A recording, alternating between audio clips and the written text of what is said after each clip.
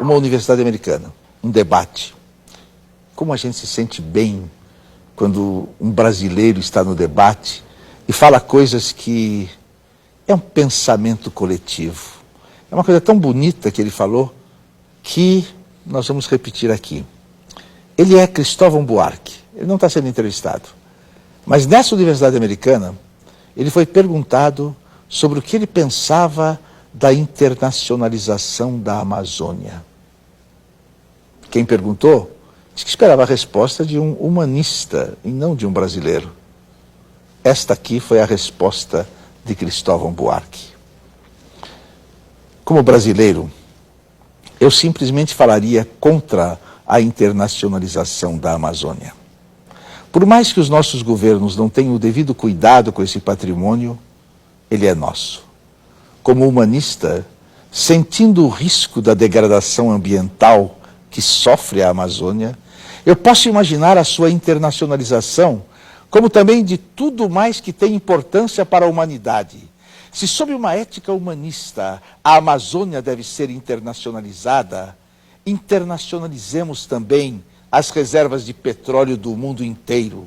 O petróleo é tão importante para o bem-estar da humanidade quanto a Amazônia para o nosso futuro. Apesar disso, os donos das reservas sentem-se no direito de aumentar ou diminuir a extração de petróleo e subir ou não o seu preço. Da mesma forma, o capital financeiro dos países ricos deveria ser internacionalizado. Isso, internacionalizar o capital financeiro dos países ricos. Se a Amazônia é uma reserva para todos os seres humanos, ela não pode ser queimada pela vontade de um dono ou de um país.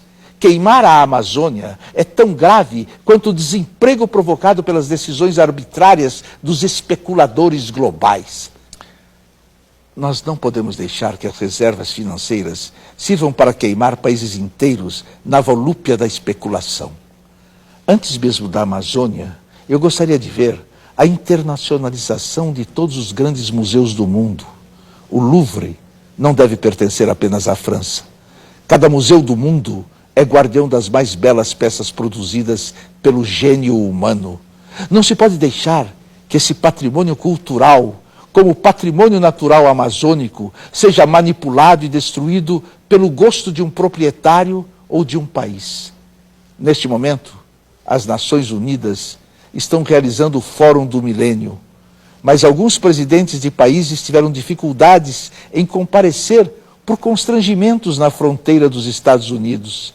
Por isso, eu acho que Nova York, como sede das Nações Unidas, deve ser internacionalizada. Pelo menos Manhattan deveria pertencer a toda a humanidade, assim como Paris, Veneza, Roma, Londres, Rio de Janeiro, Brasília, Recife. Cada cidade com sua beleza específica, sua história do mundo, deveria pertencer ao mundo inteiro. Se os Estados Unidos querem internacionalizar a Amazônia pelo risco de deixá-la nas mãos de brasileiros, internacionalizemos todos os arsenais nucleares dos Estados Unidos. Até porque eles já demonstraram que são capazes de usar essas armas, provocando uma destruição milhares de vezes maior do que as lamentáveis queimadas feitas nas florestas do Brasil. Nos seus debates, os candidatos à presidência dos Estados Unidos têm defendido a ideia de internacionalizar as reservas florestais do mundo em troca da dívida. Comecemos usando essa dívida para garantir que cada criança do mundo tenha a possibilidade de comer e de ir à escola. Internacionalizemos as crianças, tratando todas elas como patrimônio que merece cuidados do mundo inteiro, ainda mais do que merece a Amazônia. Quando os dirigentes tratarem as crianças pobres do mundo como um patrimônio da humanidade, eles não deixarão que elas trabalhem quando deveriam estudar, ou que morram quando deveriam viver.